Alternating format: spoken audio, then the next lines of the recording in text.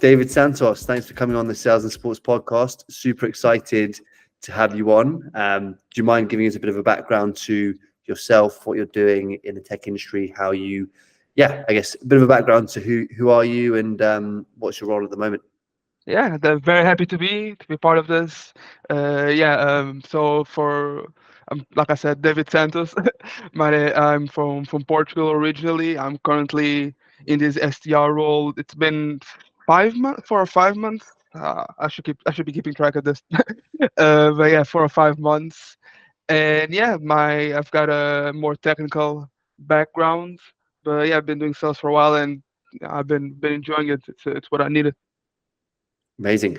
And obviously, I know you personally, but for anyone listening in who's thinking Mhm. about starting a career in tech sales and considering a career in the industry, number one, how did you hear about Entr Tech? Had you heard of tech sales before? Do you mind just going back to your backstory, right? So maybe from education to roles you've had, lots to cover, but do you mind just taking us way back to maybe Yeah. your first school and college and go from there, really? Yeah, definitely. I think I never told you how I found Entr Tech. I think you'll find it amusing. So initially, like I said, I was back in Portugal, just doing high school normally as usual. But like Yeah. a lot of people do in Portugal, they notice like we have some good education from high school all the way to university, but when it comes to job opportunities, it's not the best. Long hours, the pay is awful. So I was like, all right, let me Mm. let me make a change. So when I turned 18, instead of going to uni in Portugal, I was like, let's go to uni in the UK where I can be a lot more just be Nice. better financially in all aspects, really. So yeah, and I've always been super into technology.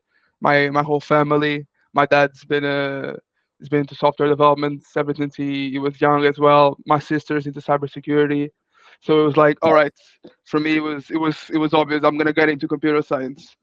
So that simple as I did just Yeah. that, and clearly I'm now in tech sales. So there was some. It wasn't exactly as I planned, but yeah, it was it was great. It was a great time being in uni, learning all those technical aspects, and as I was going through the motions of university and academia, I was like, well, this whole thing about programming, it's fun and all. I like enjoying it, but I don't enjoy doing this 8 hours a day if I'm doing a project that I don't really care about. Yeah. So I decided, you know what? Let me specialize. Let me make sure when I do spend time programming, I'm actually programming things that I enjoy. So I was like, I'm a big gamer. I really enjoy the whole development aspect of games. So I was Yeah. like, let me specialize into that. And then I did with my inside the course as with my masters. And Nice. then as I was doing that, COVID hit.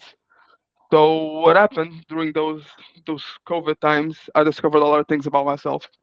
One of the Nice. things was as I was doing all that, I was spending all of that time programming and making those games. I was enjoying myself, but it was a very isolated activity. It was just Mm. me in my room, just doing lines of code for Mm. hours and hours on end. And yeah, and on top of that, even when I did finish doing the lines of code, there was not that many people for me to talk to because it was lockdown. Yeah. So, so yeah, as I was doing that for a long time, not only did I feel the need to just be more social, I also noticed that my skills, I guess you could say, my social skills kind of diminished a lot. I went from being this very extroverted guy, the life of the party type being, to being a lot more closed and a lot more quiet. Yeah. So yeah, I was like, after doing that for many years, I was like, all right, I need doing clearly programming is something that I enjoy doing, but it's not something that fulfills me Yeah. to that extent. I need something more social. And then one day my mom she was looking for jobs for herself, and all she saw was tech and a large salary. And she like she Yeah. sent she sent that to me. It's like she didn't even know it was sales. She thought it was like a very technical role. And then Yeah, she said that to me, and I was going through it, and I was like, you know what? Maybe this is exactly what I need. Yeah. So unreal. I signed up, and yeah, the rest is story. That's the story. So thanks to your mum then, huh? Yeah, thanks to her very much. Thank you, mom. Great stuff. No, that's super cool. And obviously, I've met you at some of our, like one of our socials, and I know you are actually a very sociable guy, right? So I can Mhm. see how it's important for you. It's probably similar to myself to be in a role where there's some sort of interaction and client interaction. So love where you're coming from there. Tell me about your job before those. So you were working as a translator, right? So you can, Mhm. for those that are listening, you can speak obviously Portuguese, English, any other languages? Is it Spanish as well, or? I feel like every Portuguese person out there knows that Yeah, we tell everyone that we speak Spanish. We kind of manage Spanish. So if I'm talking to somebody that actually speaks Spanish, I'll say I don't speak Spanish. yeah, But if I'm at a job interview, yeah, I speak fluent Spanish. yeah. Love it. So tell us about that job then. So how did you, were you doing that part time during uni? Were you doing it full time? So coming from a translator, obviously there's some sort of transferable skills, right? So if there's someone listening in a translating job, that's quite Hmm. niche, but it might be. How did you find the switch over? And yeah, talk to me about that role. Yeah, definitely. So actually, I think they reached out to me because I think they found me on LinkedIn. And I guess that was like that first nudge of me being like, you know what, maybe a job where I'm out there talking to people and I'm using a skill that's a lot more unique to me as well. It's like this is probably gonna give me the boost that I need to be more open, be more out there. And Yeah. yeah, so I joined. It was a contractor type job, I guess. So it was very inconsistent. So when it comes to that aspect, it wasn't the best for a long period of time and financially speaking as well. However, Mm, I found it to be extremely rewarding. It was a lot more rewarding than any other job or any other type of coding that I've ever done because yeah. when you're out there and you're talking to people, because I was mainly working with the NHS, of course, so I was helping people like during their doctor's appointments, so people were a lot vulnerable. So when you're actually out there and you're helping them and you see the person you're actually helping, yeah, it gives you that boost, that motivation. And yeah, I picked up a lot of skills that, and of course, ended up translating to sales, just being pretty much mainly just matching the tempo and the vibe of the people that I'm talking to, of course, because one thing that was very unique to that job as well was when they called me in to do some translating, I didn't know what I was walking into. Cause Right. so when a patient is being diagnosed with something, I'm figuring out for the first time as well. And Interesting. exactly, so you can imagine. So in some situations, I'm like, wow, this is heavy stuff, but I need to be composed and Yeah. make sure I'm Wow. like, I'm not over exaggerating, but I'm also not being Yeah. completely dull, just trying to match the vibes of the two people in the room. That's crazy. Well, I bet you've got some good stories about that. Yeah, yeah. But we'll save them for another time. But cool. That's really interesting. And tell me about your current role working in tech sales. Hmm. How did you find the transition in? Do you want to give us some background to the company you're working at? We'd love to hear how the first 6 months or so have been. Hmm. Yeah, definitely. So I'm currently working for OneTrace. In case people out there don't know, we're the fire safety software company. So pretty much what we do is, so us to give a bit of more background to just make it easier. So I think most people have heard of the Grenfell Tower fire, Of course, and yeah. exactly back in 2017. And what happened back then was there was a lot of structural problems with the building, so there wasn't a lot of passive fire protection. So it's not something that stops fire, just something that delays the spread of fire. So that's why in a situation like the Grenfell Tower, when there's a massive fire, it just goes into flame very quickly. Mm, Uh, mm. so so pretty much after that, what happened was there was a lot of legislation changes to make sure there's a lot of checks and balances, and that when everything's being built and maintained and surveyed, everything's up to standard and there's a record of all that.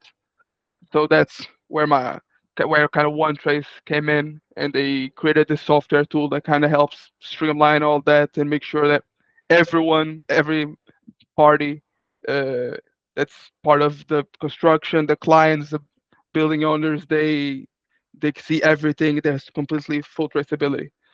So yeah, Interesting. and so yeah, for when I saw that being from Portugal, there's a lot of fires there as well. I was like, this is great. This sounds like a great product, something where I feel I can help a lot of people. So I sent in Yeah, my CV, and yeah, turns out they really great. like it. Yeah, yeah. And how is it? How is it sort of onboarding? Is it, talk to me about like the challenges in the role? Because obviously it's good to hmm be honest with that. Considering tech sales, what are some of the challenges? Obviously, is a target-driven environment. What are some of the benefits? Yeah, I would love to just hear about that for people that are thinking about breaking in. hmm Yeah. So I would say for the role itself, it's in the beginning it was very scary. As I feel like most people who've done sales know, those first cold calls, you're extremely nervous, you're fumbling over your words, and you think, oh, it's gonna get better, and it does, but it takes a bit longer than you're expecting. So I was like, 100%. oh my god! I was like, I've done 10 cold calls, and they're still so scary. I've been doing this for a week, and this is still so scary. Yeah. But yeah, but I was fortunate enough that it's One Trace is a very small company. There's only like 20 of us, so Mm, I had a lot of support directly from just people around me, and nice. they supported me not only like what I needed to do better, but just always also just being like, hey, don't worry about it. This is a Yeah. safe environment. You can ask us questions if you feel like you're a bit too overwhelmed.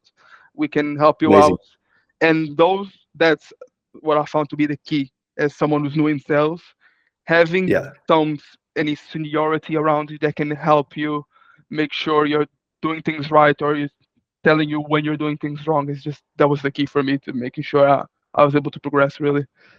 Yeah, that's really cool. That's super nice. I remember being petrified as well, like terrified, when I Exactly. started my career.